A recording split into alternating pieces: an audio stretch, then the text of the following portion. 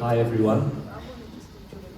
Thanks very much for coming to Atrium today, despite the rain. So first of all, I'd like to acknowledge the traditional owners of the land and pay respect to the elders past, present, and emerging.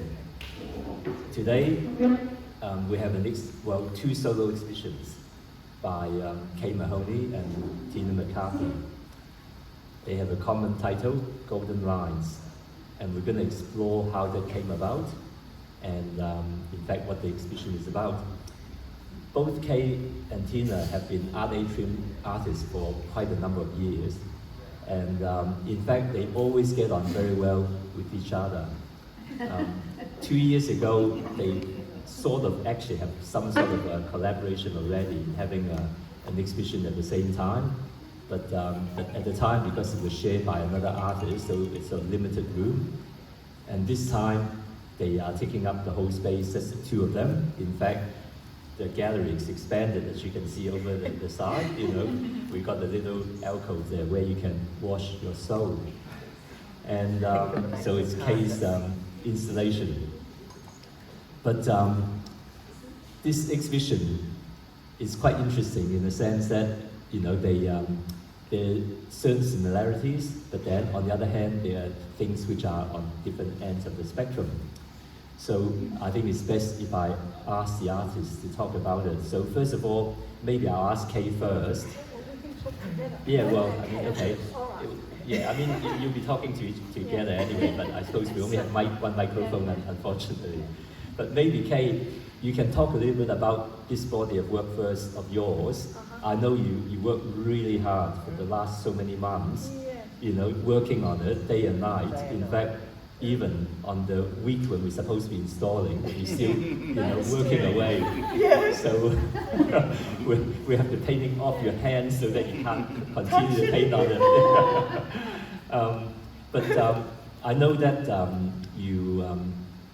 a bit of background about Kaye. She did her master's degree in fine art in the New York School of Art, and then she actually went to Italy and studied wall mural using fresco. And so this series of work, she basically make full advantage of this gallery with the high ceiling, natural light. So she decided to virtually do a mural, a wall mural, but you know, like having a collage of paintings, like Mondrian sort of, you know, proportion. So maybe Kaye, you can tell us a little bit more about the inspiration for this body of work. Okay, well, actually Teena was a big part of the inspiration. So I started showing Teena some of the works that I wanted to put. I had conceived of working with the whole wall because a large majority of my art career was as a muralist. You know, when I lived and worked in New York, I had commissions in, you know, Miami and in New York and in France, doing, you know, sort of 2 levels of walls and ceilings. And so I really wanted to use the space that way.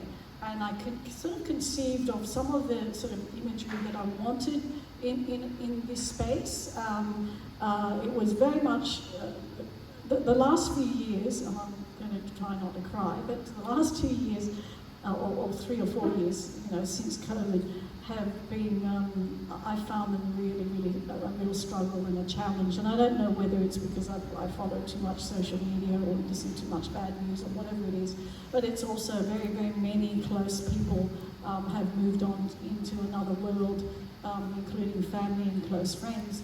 So I really wanted to do a love song to them and a love song to a world which I'm so worried is going to pass away as well. The modality that I chose was the one that I most resonated with in my formative years. I grew up in Rome. I learned how to speak English in Rome. I was Thai at the time, but I was told that I was Australian. And I spent the 60s sort of roaming the streets of Rome, lighting candles. There's Teena lighting a candle, looking just like a Madonna, right? So I thought I'm going to channel all of the imagery and the spirituality and I guess the sensibility of the Renaissance, the Gothic, the Baroque, the medieval, early Christian, Byzantine, and try and sort of bring it into my existence in Australia today. So this was really the result. It was like a love song. There's parts of, I've lived in many, many countries. My parents have lived in many, many countries, going from Japan, Thailand, Russia, Malaysia, New Guinea, Malta. We have a place in France. So the idea was to really just evoke the world through different perspectives, and hence you have like a landscape, one that you move into, topography, details, a figure, a very blown up out of scale rose. I decided to create a love song, and that love song was somewhat, again, sort of using the Mondrian's Broadway boogie woogie as a little bit of a guideline. And if you look at the plan in the back there, you'll see that when you take out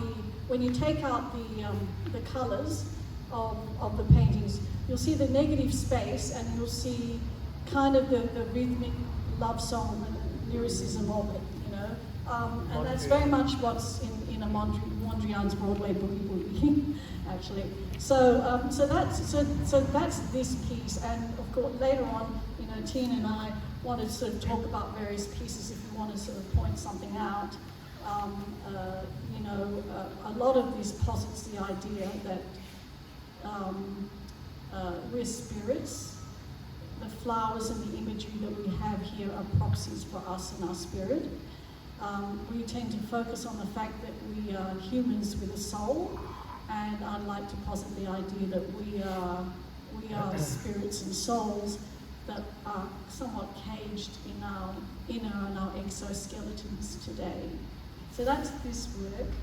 This work here is very much growing up in New York and living in New York for 21 years. Most of my friends and artist friends were actually more in the sort of conceptual Fluxus artist types. And the work that always resonated with me was very much some of the performances and the events. There was a great Fluxus show at Rutgers University in the sort of early 2000s, and there were sort of artists like George Brecht and Whitman, and they always had these really amazing scores, and it was which really focused on the moment. And so I sort of drew on that, and I thought I wanted to sort of create something that would be, again, spiritual and resonate with Teena's work, because we'll talk about how the golden lines later. But so I came up with a score, and an event score, and the event score says, enter the soul wash, and the second point is think of an act of kindness. That came into my mind. I found myself checking myself and thinking, is this a bit cheesy, is a bit corny? And I thought further, and I think very much through my dialogues with Teena, who really kind of encouraged me to sort of bring out what was in myself. I said, no, look, this is really an important thing at the moment.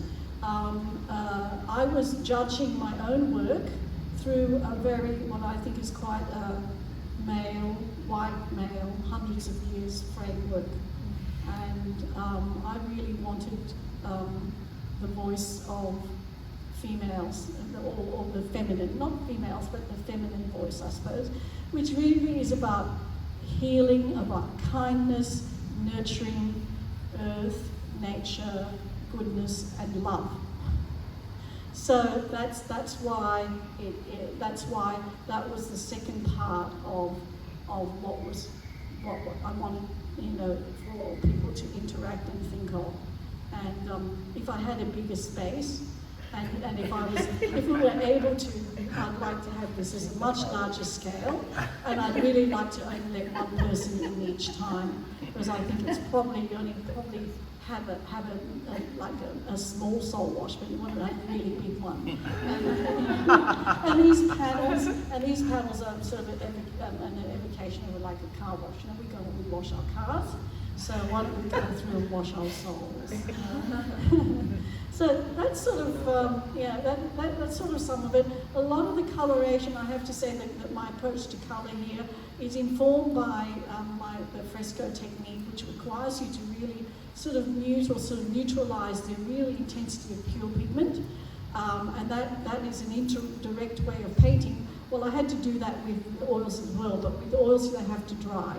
And the colours I use are really, since I've come to Australia, I've just found that the light in Australia is sparkling, gem-like and golden. It's very different to the light in the Northern Hemisphere. It just sort of, it sings out at you. And whereas in New York, my palette was really a dead palette. It was really a lot of neutrals and earth colours because you barely saw the sky for weeks on end. I still find myself driving down the highway and just sort of my jaw dropping when I just see, you know, a beautiful flower that just sort of rings out. So these, so the series that are in squares, they're botanical gemology, and they're really about sort of reflecting some of the sparkling jewel-like beauty of the really strong and kind of virile light that's in Australia. Yeah. Okay, Teena.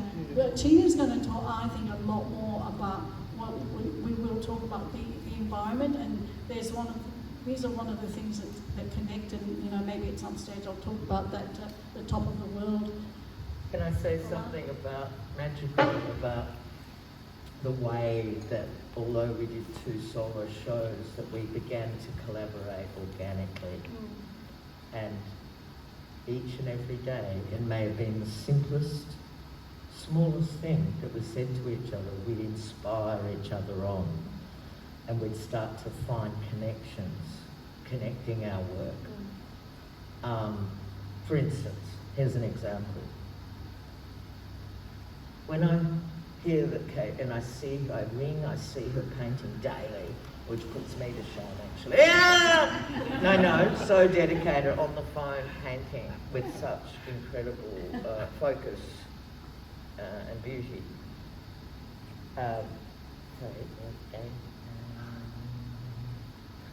Sorry, having a moment. You were seeing this one there, I think, and you saw the gold. Oh, sorry. So I was talking about the gold that connects us. Yeah. And what started to happen was Kaye goes, oh, this is the one I'm painting. Oh, can you look at that?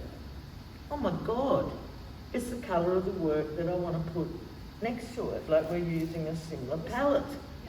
Oh my God, it's repeated in blue and gold. Oh my God, the lily of Michael Hutchins's house. There is just gold all the way through this freaking show. It reached a point where Kaye had done this mad Mondrian hung. Simon's done it in reverse in the corner, Mondrian, small map of the Mondrian wall. We're both doing paintings the night before, hanging somewhere just quietly, drying up. And every time we'd have a golden moment, it became moments where we didn't even need words.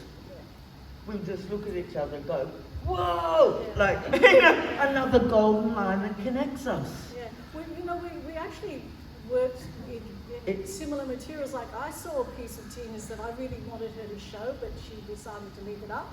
But it was like painting on plexiglass, and I don't know if people have seen my previous work, but I've done lots of multi-layered paintings where I paint the front and the back and the front and the back and the front and the back, and I put them all together. Picasso. So she paint done backwards. it, and she'd done it, and I'd done it, you know. Yeah, we just kept having these beautiful moments. She was like, the other day I just went and I had this racist moment where I was going into this cage and I wanted to grab this stuff, and I said, I'm doing these works with this sort of like a cage. You know, like it was like that every day, more and more. We always found these connections. In the end, we were literally looking at each other and going, Like it just became a thing that every day we'd find these golden lines that connected us in life, art and play. Like it was just... Yeah. Like Teena's piece there, you see, I love that piece and she won't let me buy it, but it's the one on the left there, and she's like this, right?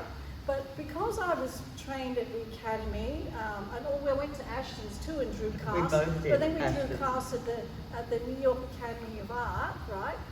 They had this beautiful torso called the Belvedere torso that I love, that's crunched over like this, and just from her pose, there was all this sort of classical, like this undertones in there that she probably is not even aware of. It's just like it's just in her.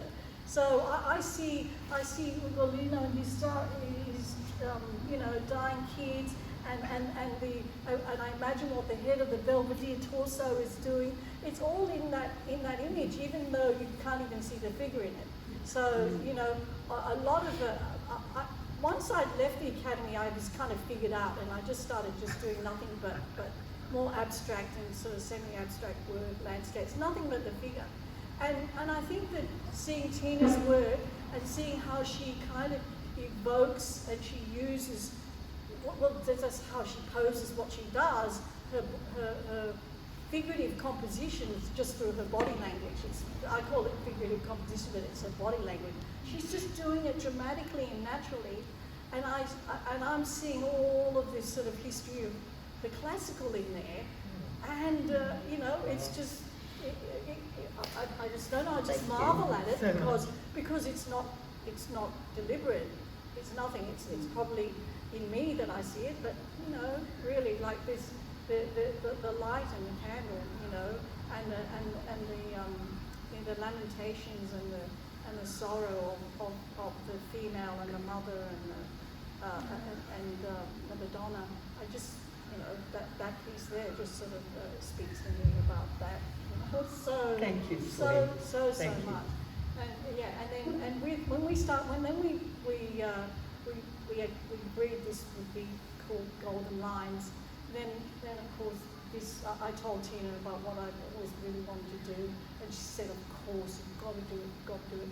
And I just want to really say I'm so grateful to have a fellow art spirit who would sort of encourage me to have more courage to sort of bring out some of the things that are really in me, and sort of, someone that I respect, that I just sort of feel like, well, if she thinks it's okay, it's cool, and I'm going to step forward and really, really put that out. I just also wanted to say a very, very special word to my partner in crime, the love of my life, Scott Hull. Right, I could not have done any of the frescoes and the commissions I did without Scott. He actually plastered these surfaces because he does an intonaco better than I do. He'll sort of snatch it up, right? Wow. He hung this. He helped hung this. He helped hung this. Wow. And he was responsible Amazing. for making this vision happen. And you are an angel of the first degree. You are so loving. You're so giving. And you fill your life every day with acts of kindness. So it's really very much an homage to you. Yeah, definitely. Can I do a round?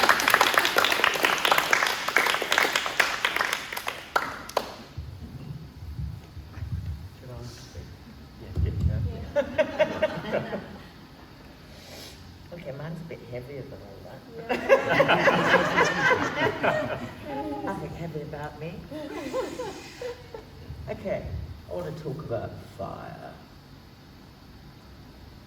After what we saw a few years back, when fire came too close, a fire nearly took out New South Wales, I have this sort of prophecy, it's just a feeling about fire. And I feel like it's the thing I see on the news today, tornadoes here, flooding here, a drought there, like people everywhere crying. Because the world is seriously Don't want to say it, it feels a bit doomed right now. So, for me, about 3 years ago, I conceptualised this, I have to do this work one day. And I've got to address fire. For God's sake, I'm sitting in Newtown, the sky is blood red, raining black flakes of somebody's backyard into my cappuccino.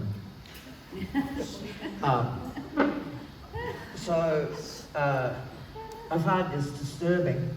I also found that my friend John Mundine's house is in the middle of friggin' bushland, and it was heading straight for him. So I was like, are you okay? Come to Newtown, you might be safe in all the concrete rather than the bush. So I just thought 3 years ago, I have to address this thing called fire. How do you even begin to do that? I know, I'm an ex-hairdresser. What's sacred in many cultures, I think to all of us, is hair. In Indigenous culture, when somebody passes away, people, family, go into what's known as the sorry time period. When they hear that news, they often grab a knife and just hack their hair off, like straight up, hack it off. If not, a pair of scissors, you hack mine, I hack yours. It's called a sorry cut. To remove all that pain, that grieving, that mourning. Now that may go on for months and months on end, but it's very important for people to cut their hair off when there's a death. Okay. So, 3 years ago, I'm like, okay, fire. I'm going to grow my hair for 3 years and burn it off. I don't know what the effect will be. I have no idea. I've never grown a bush of hair like I grew. I didn't know it was going to explode in my face. I didn't really care, actually. I just wanted to make a statement. A few statements, but certainly the statement is fire, right? It's covered. Hopefully not soon. So, with that, I've got to be political. I can't help it. I find it odd at the moment that we're facing divorce. The day we hang the show, serendipity and synchronicity and chance, what are the chances of what kept happening with us? What are the chances that the morning of the show, the Age newspaper does an article on exactly what I'm talking about here? Sustainable, cool bush burning done very considerately and carefully through country for thousands, and I'm saying we've been here longer than 60. We've been here 80,000 years, that's my feeling. We've been doing that, we've been looking after country like that for a long time. We didn't have catastrophes like what we're looking at now. I swear to God, we're looking down the barrel of something quite scary here with this fire. So, as all art's political, really, let alone Aboriginal art, but let's just say that I found it confronting. The morning I hang this show, the Age newspaper has a huge article on the front of their paper. Oh, perhaps we should look to the Aborigines now. Sorry, we can't get voted in our own country, but we need them now. Perhaps we should look at what they've been doing. The Guardian Angel, whatever you sent to me, and I just informed my work even more, right? If only we could look after country in the way that us First Nations have for so many years. But we can't. We simply don't have, we just can't. Hence catastrophes. Sorry, I told you it was going to get a bit dark. So it's really a sorry for country. It's as simple as that, my word. Sorry, a memento mori is a gathering of sorry things. This is a sorry, memento mori for country. It's simple, it's not deep in me. And I think it's just climate change, like I said. Now, can I tell everyone some personal information? And that was, I have a destination, and it's to go to somewhere beautiful for a bit. I want to do it with my sister here, Kaye, if she has time and can do it, and family. Now, we picked a few places, and we finally decided one this week. Well, just still planting seeds with each other about where we would like to go to paradise. We come and we've gone from, Thailand to Bungo Lake, which is we're going to work out there. So that's actually another secret I've just let out of the bag. And Kaye and I, newsflash, will be collaborating. At Mungo, where the oldest man, Bakaji, so I can go there and do this and work on country. But that would be work. We're talking about a holiday here. So I've gone, Kaye's got, we need a holiday. Okay, the Kimberley. Let's do the Kimberley. I've never been, I'm from WA, what the... Kaye's never been. I used the Kimberley waterfalls, so I think you might recognise... Kimberley, there. I mean, different rocks or whatever. Wanting to go to that magical land that Kaye has painted up there that has me and other Indigenous women just gobsmacked that came to our show the other week. We're all just pointing to that beautiful place. Mythical, magical land of beauty that Kaye's captured there. So, today I'm watching the news. I'm like, Jesus, this is pretty heavy. Feel a bit doomed. Oh my God, the Kimberley's shut. What? The Kimberley? What? We're going there. We're thinking going there. As of today, Kimberley's shut. Why? Climate change. That's me done.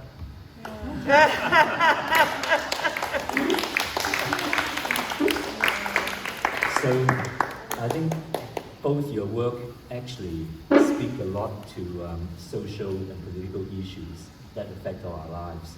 So it looks like obviously a lot of artists do take that into consideration in their work. And in fact, I suppose Teena, yours is a lot more, sort of, if I can say, in your face, when it comes to that. Always. And Kaye's work is very subtle, but then it's got that message behind, So maybe. It's not an atomic bomb. Yeah, I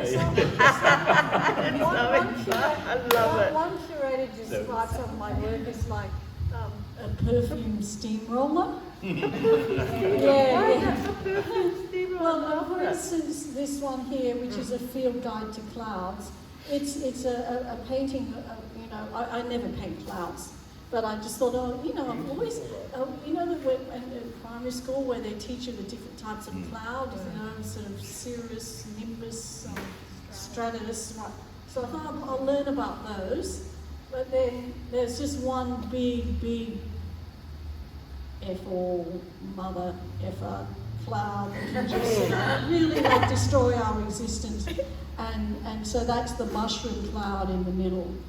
And so that's kind of like an example of it. I think you sort of go up and the beauty is there to attract you. And then if you actually enter the work and actually engage, you realise there's a sort of a darker message there. It's kind of a little bit of both. And I deliberately, I was first of all thinking of it going sequentially and having the mushroom cloud right at the end and sort of from left to right.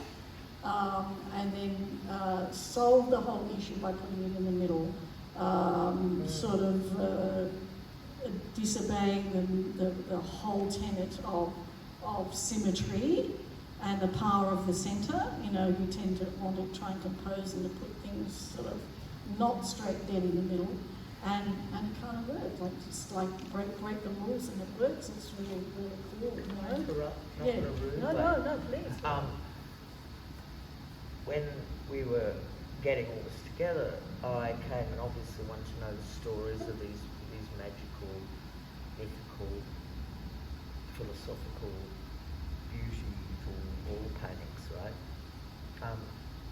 Kaye told me a story that really moved me.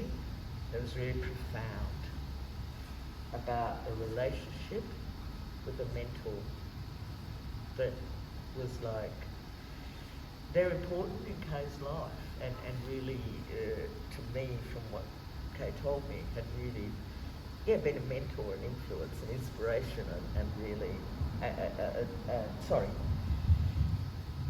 I don't know if soulmate's the right word, but Kaye's connection. So I got very moved by just being told about one painting by Kaye. One painting. Because the story within it is so beautiful. Yes, about much of it, but look, it's about that relationship there. See there, at the bottom there? Sorry, I'm going to pull the thing up. And so, there's Kaye talking about this relationship with this mentor, this person that then took her on this incredible journey, influencing, right? Yes, Would that be right? Yes, it's called a conversation piece, Yeah, this work. yeah. And really, it's about when you have a really great conversation with somebody. Mm-hmm. You leave your body and you occupy this all-encompassing space and all-overness about the space. So the landscape is really just a sort of an agency for the gem-like qualities, the thoughts, everything that engulfs you when you actually have a great conversation and interaction with somebody. And this was really very much an homage to him. He passed away with COVID a couple of years ago. And he had a very special relationship with each one of our family. And even though he was 95, he was the youngest soul and spirit that I can imagine, doing incredible work right to the year dot. He'd wake up at 5:30, go and walk 4 kilometres, eat a couple of bananas, sit at his desk and start working. Worked a lot in anagrams, assemblages, he was a very big part of the Flux movement. His name was Jean Dupuis. But anyway, this was really like a love song to him. It was to say that we're so connected, and to celebrate the many conversations that we've had. And I just looked up to him so much. I could just spend 2 hours talking about his artwork, which was just so beautiful. His artwork. He had we talked about the heart. I had a piece of work about heart, which was inspired by him. He had imagine a box with blood red pigment underneath a speaker, a stethoscope. You put the stethoscope to your heart. It created very loud boom boom boom boom boom boom sound.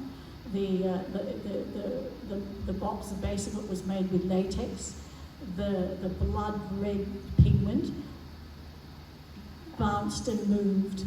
It looked like blood, and it moved to the boom boom boom boom. It was just it was just sort of breathtaking.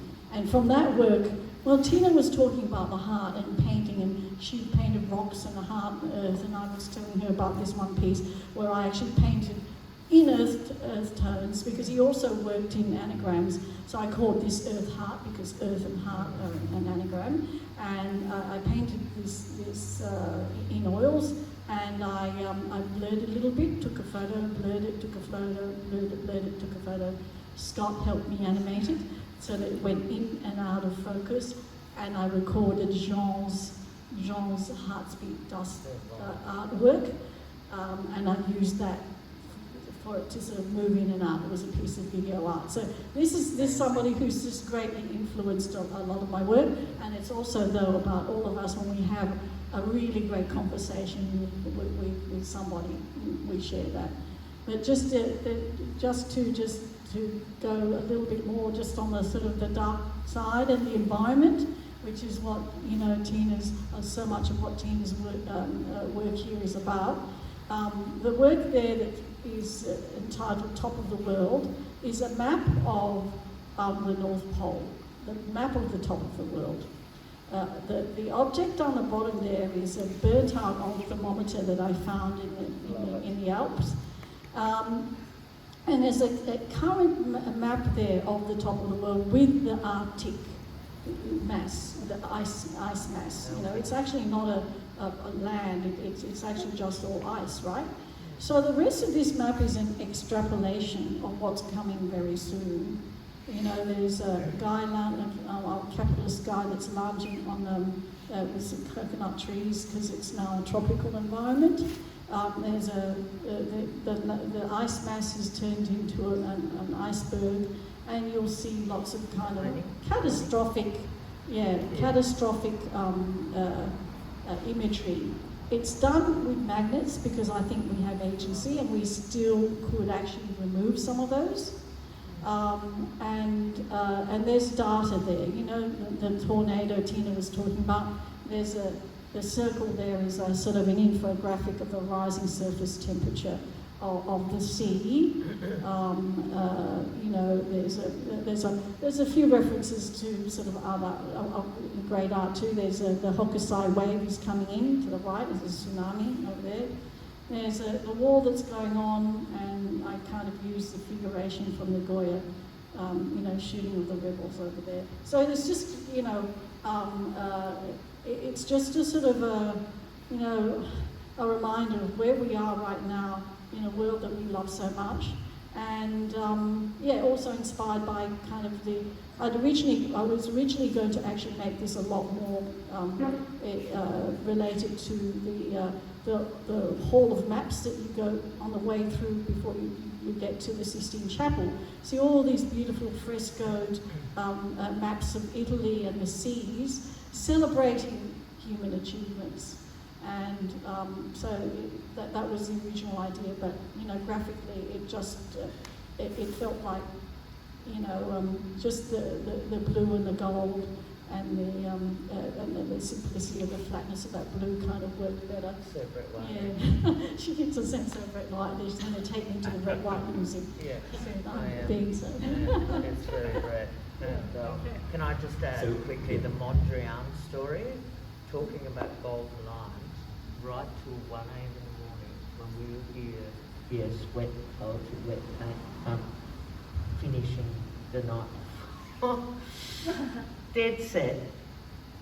The Mondrian turns into three. What three represents as serendipity, synchronicity, and chance. Right? What are the chances? And it's all based on three. You know, things happen in three, people die in three, blah, blah, blah, three. We are sitting out back, exhausted, kind of going, what the hell, is it finished? Yeah, it's finished. Oh, this is great. And can I add Simon had been here all day and night too, right? But we still had things to do. But we go out to the kitchen. There's Montreal again. And I'm not kidding you. It's Teena's poetry is over there, and it's really... It's Mondrian. Yes. And from the back. Shadows from the back, you see It's the Mondrian that Simon's drawn. It's the Mondrian this one's painted and created. Yeah. Anyway, I just had to add, they're the kind of things that we just go... We just kind of... In the end, we just look at each other and go, ah! Sorry, another golden line! So, yeah, can I just add too that I've collaborated with one or two over the years, and this is the best. This one, doing 2 solos in one room is seriously one of the best experiences. To connect with an artist in the way we connected, it doesn't happen often. I think it's a really nice... I think that maybe it might have been sort of, you know, our sensibility, but I think that it's a nice way of sort of, you know, you're still there as a person, but somehow part of it you're checking your ego up because you're trying to sort of share ideas in this one space, and I really like that approach. I think it would work really well for a lot of artists because, you know, the focus is not just 100% on you. That's just always a lot of pressure. And alternatively, it's not like your work is hanging up there and with so many other voices. There's just really a meeting in the middle that's just pitch perfect. And I think it's a really, having gone through this process, I think it's a really great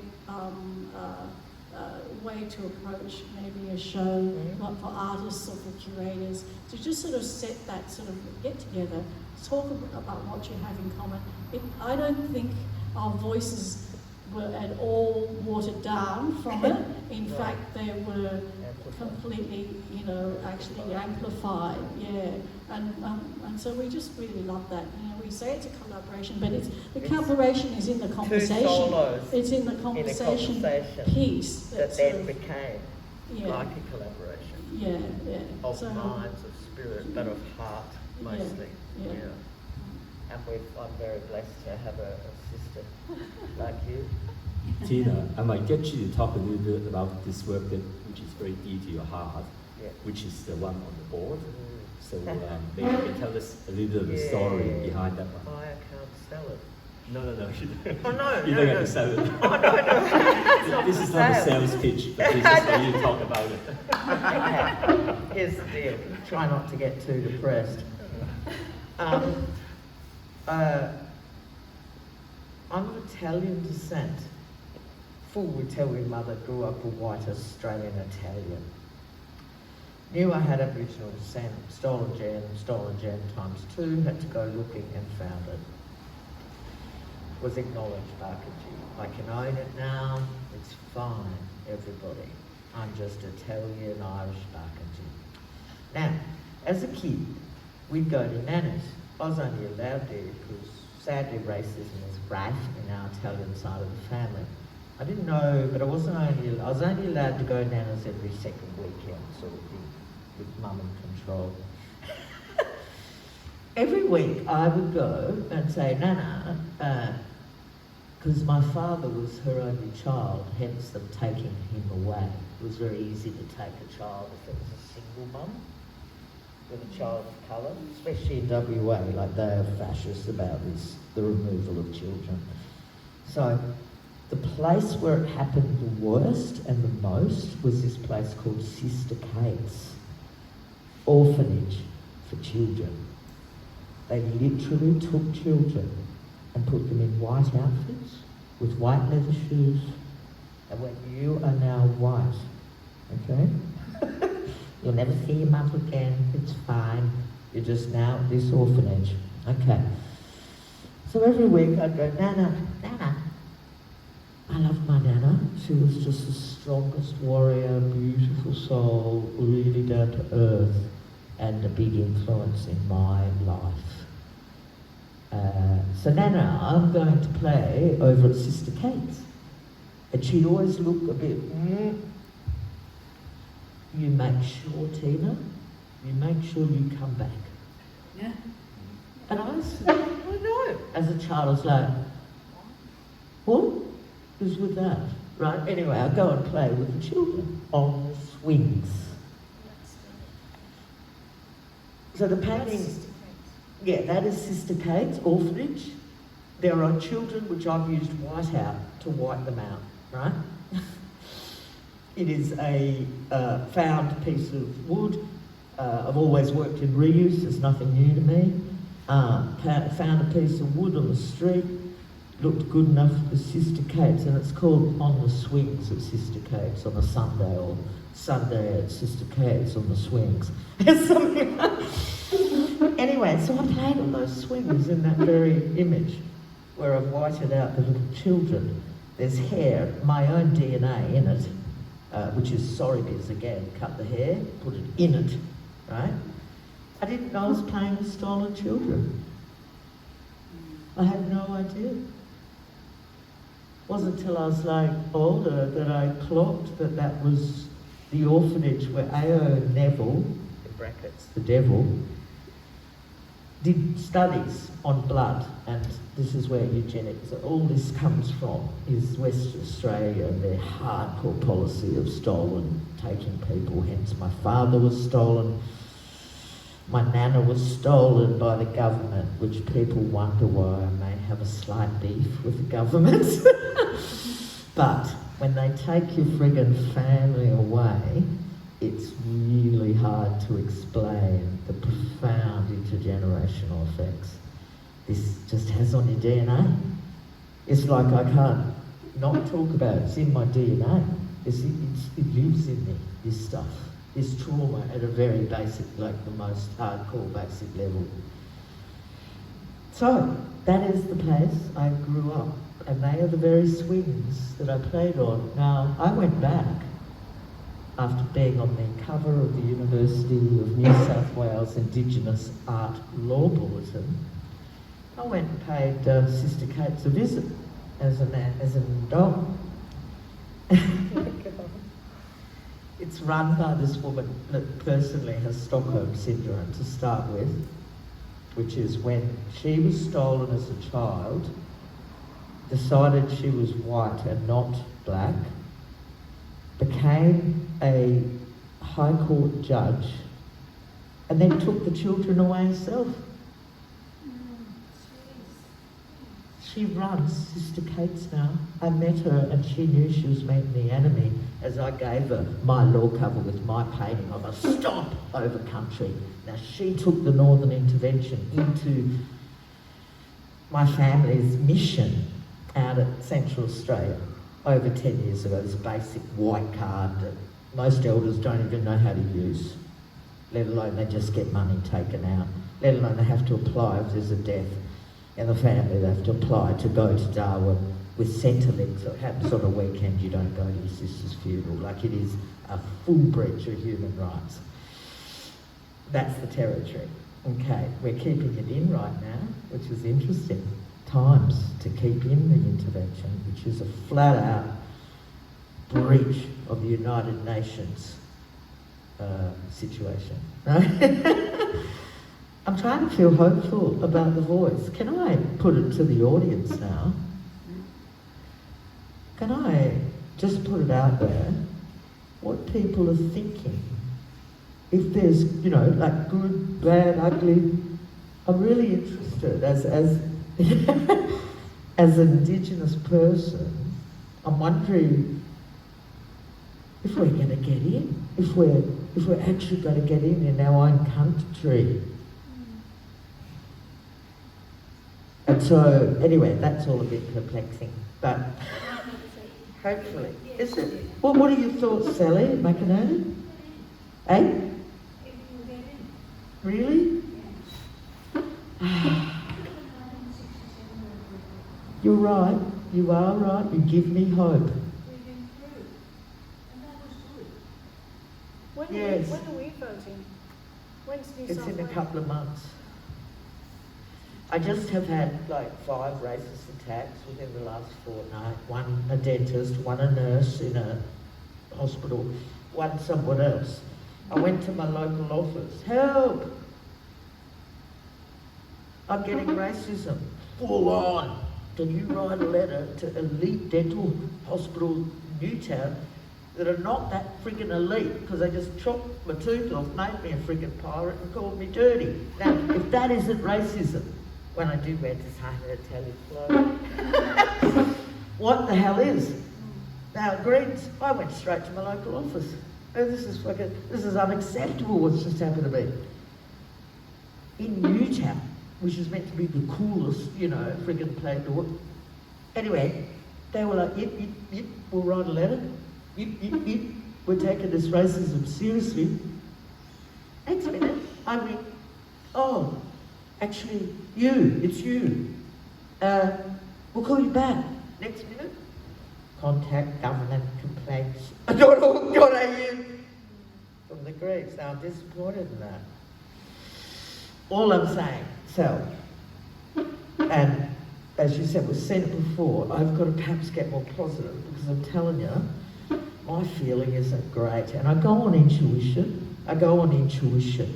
Because of the, no, okay, here's another example.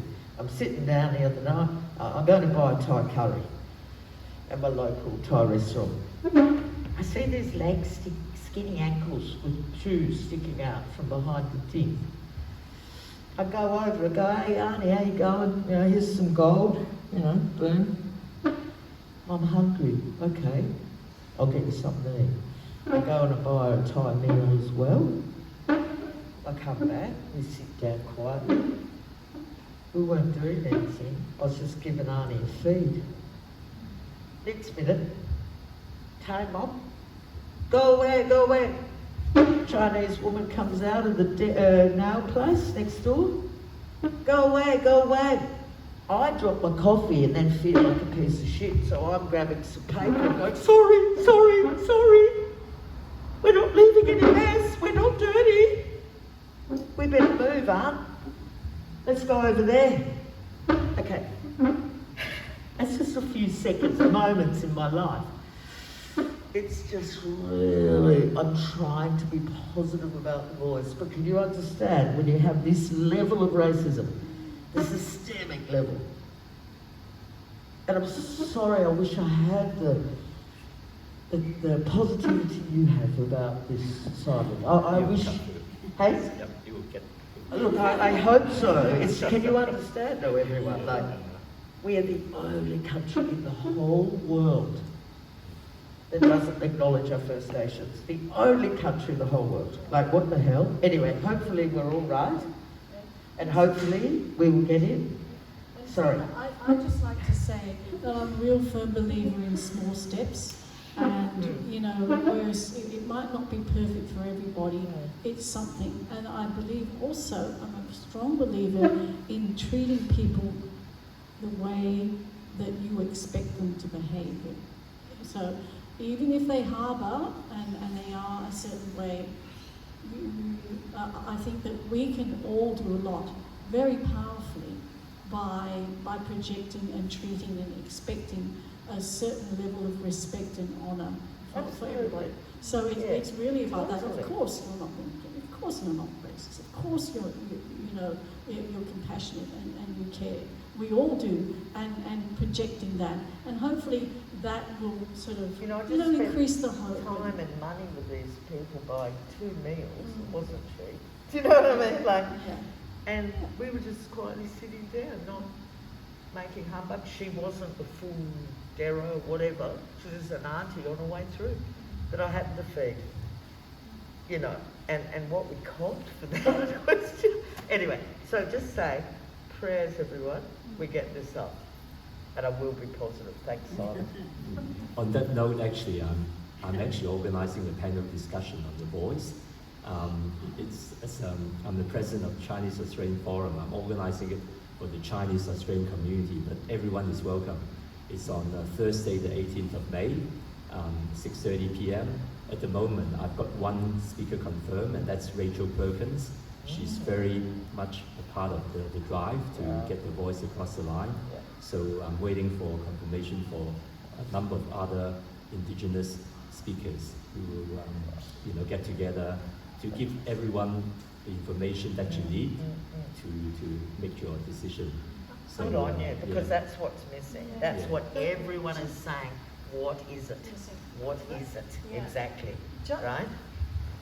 Just for the young ones good on here. yourself. Do you guys know what whiteout is? Yeah. What is it? Whiteout. Yeah, we used it. At school. In year 4. You just make a mistake and you get some whiteout and wipe it out. It was really like magical in the time of typewriters. Whiteout. Before computers, we just really completely just. Okay, here's another connection, just I thought. Teena used whiteout in that work. I just wanted to say to you, Teena, like, I don't know, 20 years ago, I had an interactive work that was part of a copyright-free concept show, and it was called Box of White Lies.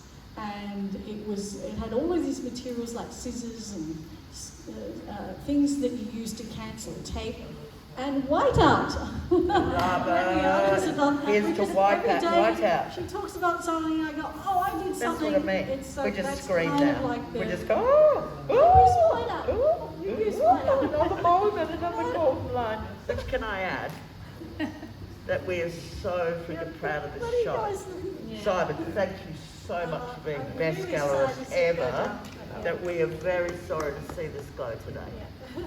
It's been a pleasure, and I will also extend my thanks to both Violet and Scott. And I want to shout out for to their Cleopatra support, too. Where's Cleopatra? for their support, and Cleo, Cleo helped me and with some of the work. She was James as amazing. well, the whole family. Can I just say thank you to the Mahoney family, the Scott whole family.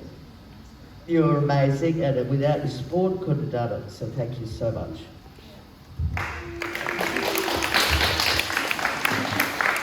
Now it's time to open up to the floor for questions. Is anyone who would like to ask any question to either artist or both of them? Probably totally. I'll ask a question. So the one up there, is that painted on timber? And like, what materials did you? Are they all canvas or some timber? No. So it was really kind of hard because I just had one shot at it. It's just oil paint. So I gessoed the squares first. Couple of layers on of timber. gesso. Yeah, so directly onto the wood, Oh right. and then I painted onto the gesso. Yeah, it looks like What is it, gesso is a ground that's made with it's kind of a chalk Almost a based. white Yeah, acrylic. it's white. Yeah. Acrylic, In the tabula, before oils, they used to paint, all those sort of religious type icon panels, whatever. They were made with gesso, and that was made with a kind of a chalk and an animal glue and some white pigment.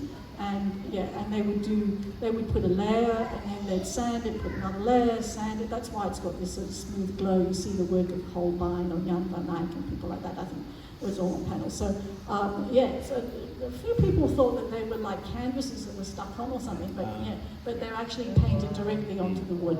Thank you. Makes it even more brilliant. Oh, sorry. Any other questions?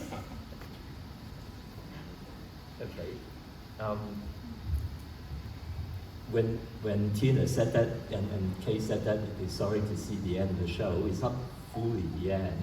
What happened is that we invited Rhonda Davis from Macquarie University Art Gallery to come in and have a look at the show, and she's actually curating an exhibition next month in Macquarie University Art Gallery called Spirit of Place, and she basically invited both of them to include their work. So that work over there, Away, is going to be part of that show from Kaye, and then also Teena, the silk work Sorrow, and the two works on the other side. The one that Teena just talked about is going to be part of the exhibition. So you'll be all welcome to go to Macquarie University Art Gallery to have a look at that again. Okay.